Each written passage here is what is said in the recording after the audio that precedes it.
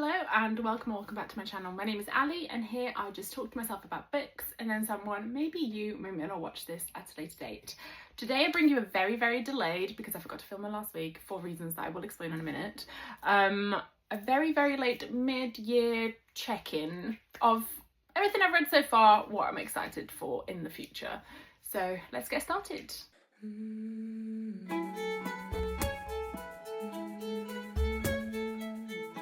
So as I said, I was actually meant to film this last week, if not the week before, but I forgot and kind of got sidetracked. And then last weekend I was just like mentally preparing to go to see BTS. Cheering, clapping, and I got my nails done in very much BTS Ararang style. I went to like the pop-up event in London, got an incredibly expensive t-shirt, and then on Monday I actually went to the BTS concert and I'm still not over it. So yeah, you may have noticed that my booktube, my bookstagram, my book talk are all heavily influenced by BTS right now, and that's okay. I will also maybe do like a, I don't know, BTS inspired book video where like these are the books that BTS recommend you read, and whether or not I've read them yet. So anyway, getting sidetracked, this video is going to be a mid-year check-in review, I guess, of all the books I've read so far. And what I say of all the books, I've got a bunch of questions here that I have collated from various ones I've seen in videos or found online, etc. So I'll just be going through those questions and answering them.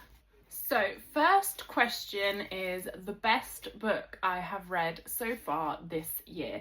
Now I have two competing ones here. So first of all, we have The Fury of the Gods by John Gwynne, which is the last book in the Bloodsworn Saga series. I think I gave that one 5 stars. I gave The Hunger of the Gods, which is the second book, 5 stars as well, and I think I gave like 4.5 stars to the first one. So overall it's just an insane trilogy, loved it. But I would say that the second and third book in particular were just like way out there, and the third one was just amazing, like an incredible ending to an incredible series. So the Bloodsworn Saga is a Norse inspired fantasy. Yes, Norse mythology inspired fantasy in a world where gods have since gone extinct. However, there's a bunch of people that are trying to like bring them back to life through their like remaining bone fragments, etc. So we follow kind of 3 main characters. We've got Orca. Love her so much. Like, I don't care whatever heart we're doing, I love her. Orca is like an ex-mercenary kind of lead of a band, who gave everything up to, you know, live with her husband and start a family because she found out she was pregnant, etc. However, due to some recent events, she's had to take up her blades again to try and stop what is going to be happening from happening, but also to save her son. We then follow Elva, who is a noble woman. However, she's swapped her life of luxury to find her own battle fame. So she joins another kind of mercenary band, and ends up kind of embroiled in some of the things that are happening. And then we also follow Varg, who is a thrall. So thrall are characters who kind of embody some of the characteristics of different gods. So you've got like a rat god, you've got a dragon god, you've got the wolf god, etc.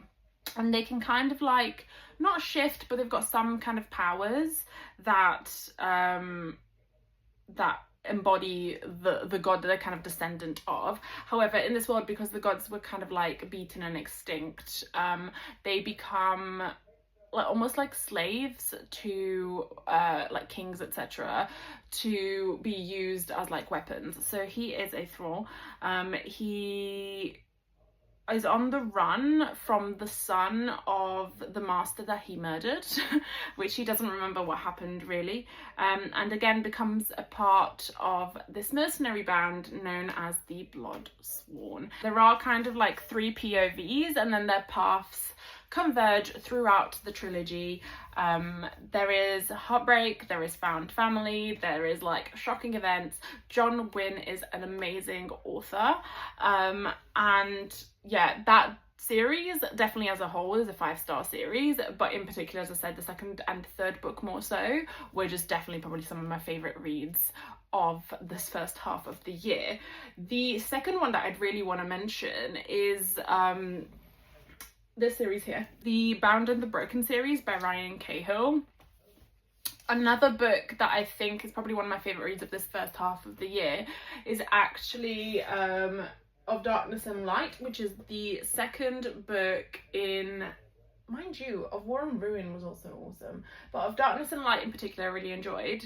And also The Exile, which is one of the little novellas with like in between the bigger books. I gave both of those 5 stars. I think I gave Of War and Ruin maybe 4.5 stars as well. So again, another like insanely good series. It's definitely one of my favourite epic fantasy series now to date. I have really enjoyed it. If you don't know the series, I highly recommend you pick it up. But essentially we follow Caelan. Caelan is a young boy, so I think he's like 17, 18 at the start of the story. He is still reeling from the loss of his older brother, and he prepares for the proving. So the proving is a ceremony that happens in his village where they have to kind of prove themselves that they are courageous and skilled enough to essentially enter manhood, right, as young boys. However, so him and his 2 best friends that he's doing the proving with kind of get more than they bargained for as part of the proving when they come across 2 aurochs, which are kind of like orc type creatures, who shouldn't be anywhere near the village. They end up killing these creatures, but also there are like another trio of just really annoying boys, men, I don't know, whatever you want to call them, young men, who also try to sabotage them to the point where they almost like miss the cutoff for like the proving. However, they managed to survive, as I said, this encounter, and that starts off kind of a chain of events where like Caelan becomes involved with this group of people that kind of drag him into like a lot more problems and kind of dangerous situations. This, I don't want to give too many spoilers away because I feel like it's one of those series that you have to read without having too many details to go into, but think like super epic, like old school high fantasy. So you've got, you know, dragons, you've got magic, you've got orcs, you've got a bunch of other like monster type creatures. There is a bunch of different POVs all converging at some point in and out of each other's stories. You've got a lot of like emotion, and also what I particularly like with this series is that you do grow with the characters. I say that, I'm already grown, but like the character, the way they are developed is very well done. So you do start off with kind of the immaturity of a young like 17-18-year-old boy, and as he grows you kind of grow with him with the story, which is like really good. The novellas as well, like they're actually some of my favorite parts. So I've actually recently read The Ice, but you've got The Fall, The Exile, The Ice, and I think there's another one coming out very soon, because all like it's kind of gone like big novel, novella, big novel, novella, big novel, novella, etc., which is kind of given a bit of like, each novella is a bit of like background context for certain things that are mentioned within the novels, and I just absolutely love them. So if I had to go back to the original question here, what's the best books I've read so far this year, I'd have to say the Bloodsworn Saga and the Bound and the Broken series are probably my answer, full stop. The second question was best sequel, and I feel like I've already kind of answered this, because whilst I obviously love the entire of the 2 series I have just mentioned, the last book in particular, so The Fury of the Gods of the Bloodsworn Saga and Of Darkness and Light, or The Exile, which are again sequels to the Blood and Fire book of the Bound and the Broken series, those will probably be my answer as well at this point, because they're just amazing. I just love it when like a book series just gets better and better, although I feel like they've like, there's nowhere else for it to go now. I say that, no, there is, but I feel like I've run out of stars. They're just gonna be like 1,000,000 stars at this point, so that's fine with me. So next question is a new release you haven't read yet but want to. A new release. Oh yes, there is a new release that I haven't read yet but cannot wait to read, and that is The Last Contract of Izuko by Fonda Lee. So I have made it no secret that Fonda Lee is absolutely one of my favorite authors.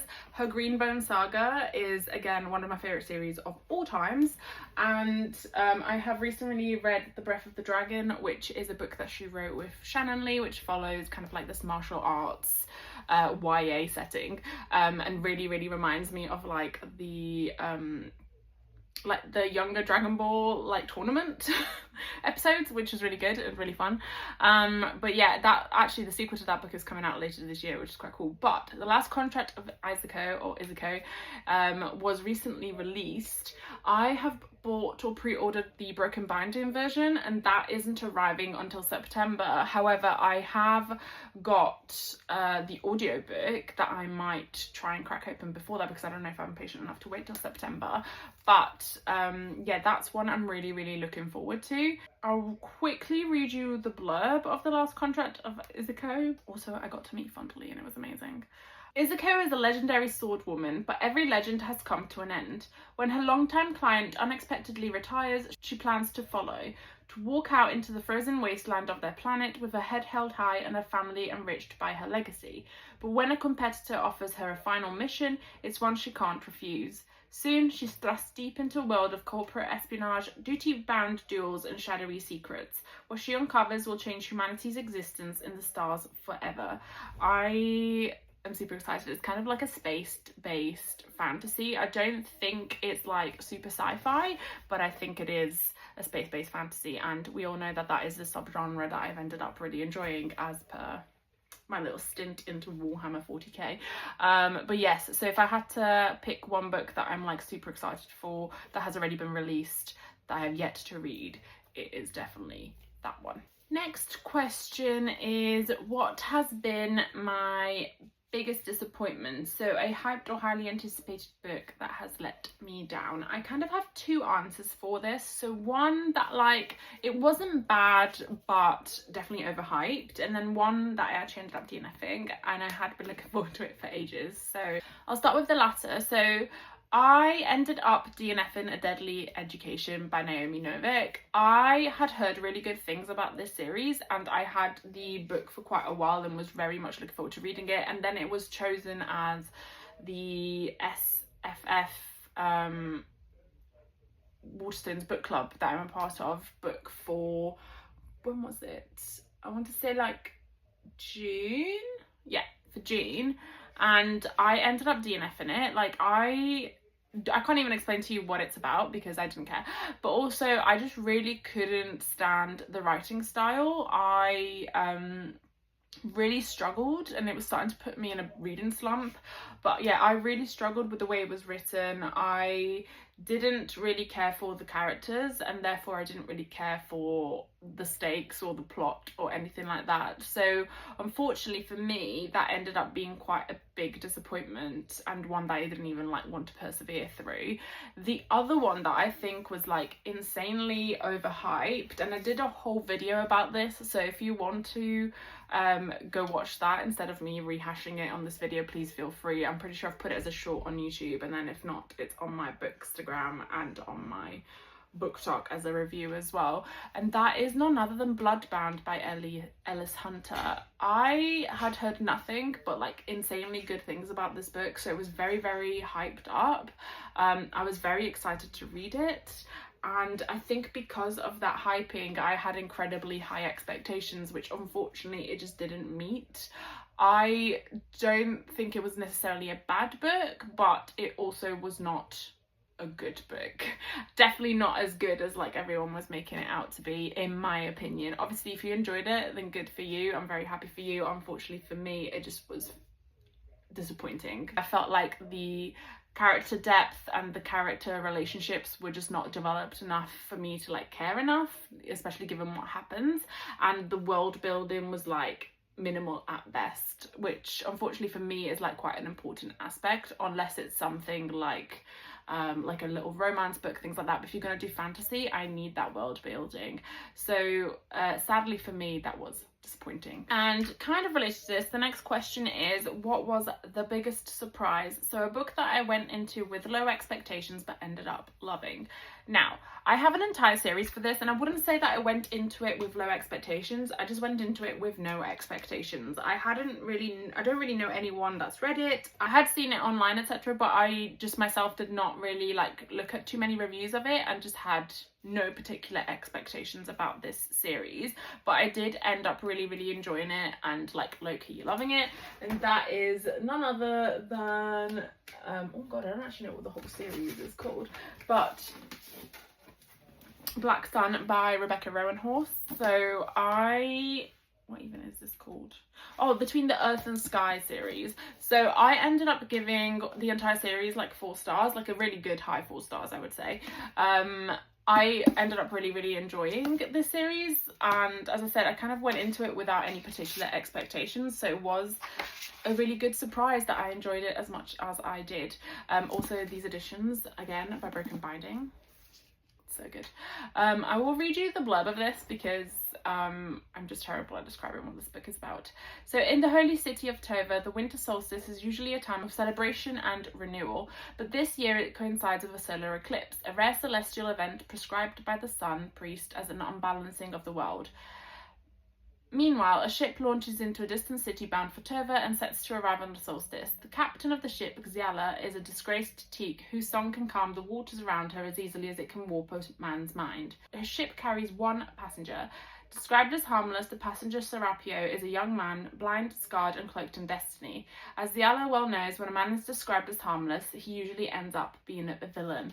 So as I said, really loved this series, and I was very pleasantly surprised, and I do highly recommend it. I feel like I was very late to the game with this one, but as I said, also somewhat blessed because I hadn't had kind of that overexposure of hype to it, so I didn't go into it expecting it to be the most amazing thing ever, as per Bloodbound, and then was disappointed. So yeah, definitely this one.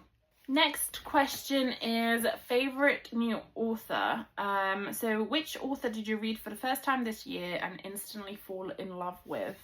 Ooh, that is a good question, and I don't know the answer, if I'm brutally honest. I would have said Ryan Cahill, but actually I read Of Blood and Fire at the end of last year and I fell in love with it then, so I don't think that counts. John Gwynne, again, read last year, I think, to start with, so it doesn't count, because they would have been like kind of 2. Did I read... No, I read The Devils last year as well. So I was going to say Joe Abercrombie, but I read The Devils last year, so... And again, he's not a new author, but new to me. Let me just consult my list of books and see, to me... Ooh! Okay, so again, not a new author, but a new author to me, and that is V.L. Bovalino. So she wrote The Second Death of Locke, which I ended up being like pleasantly surprised with. Again, it was one that I had been anticipating and was looking forward to reading, and I did really end up enjoying it. So I would say that V.L. Bovalino is probably one of the new authors I've discovered this year that I've ended up really enjoying. Let's see if there's any others.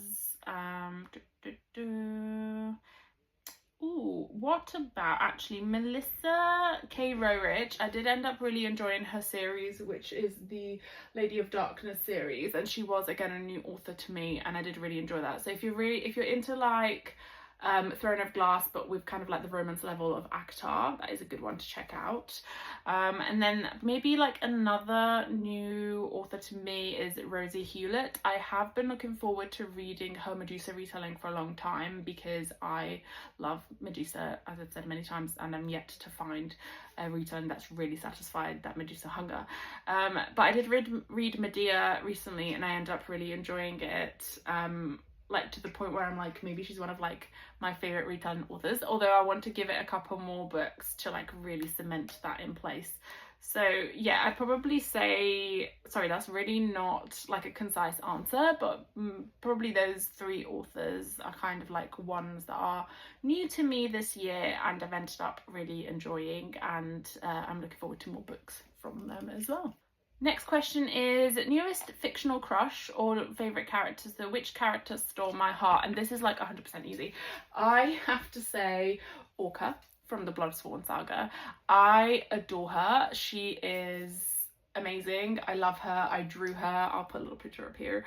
And yeah, she is definitely one of my new favourite characters of all time. And did I read the entire series this year? I don't know that I did, but I can't remember if I started it last year. But anyway, she's definitely throughout the series just become a really good, like very well cemented favourite character for me.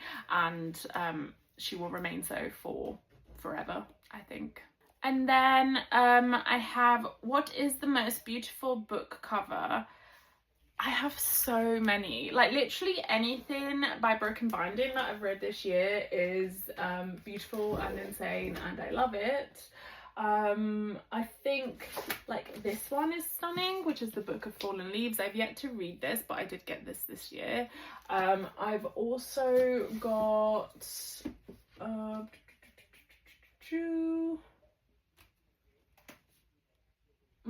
I would say actually this is probably one of my favourites of Paul's.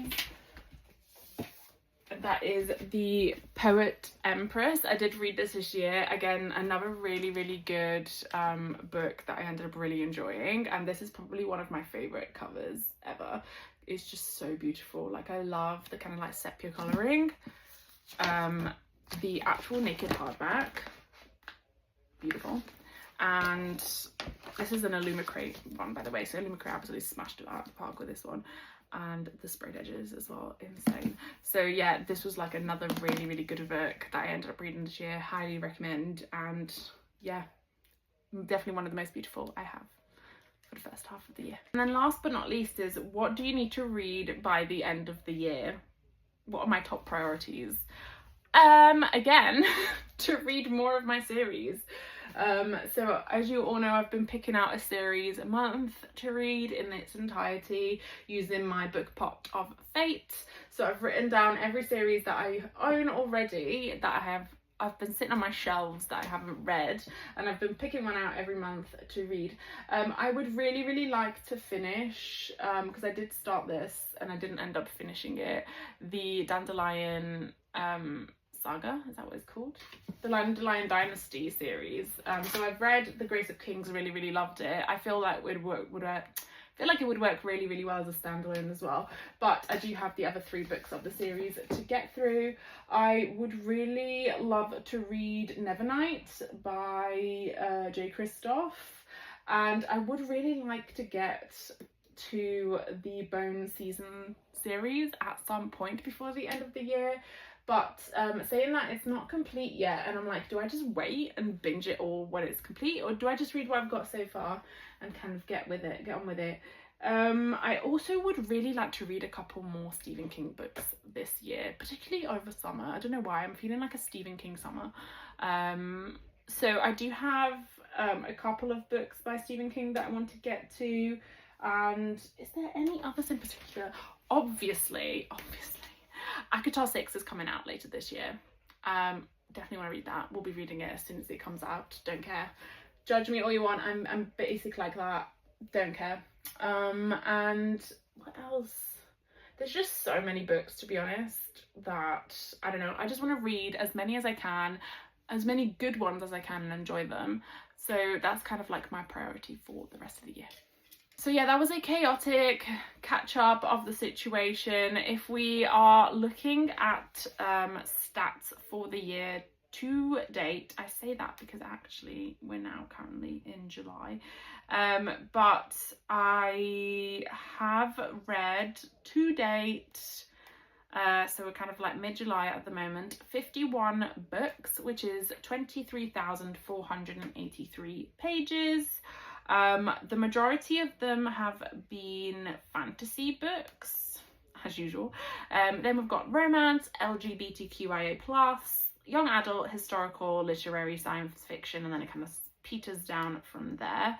I reread one book, which was Piranesi, as part of my friend book club, which I really enjoyed.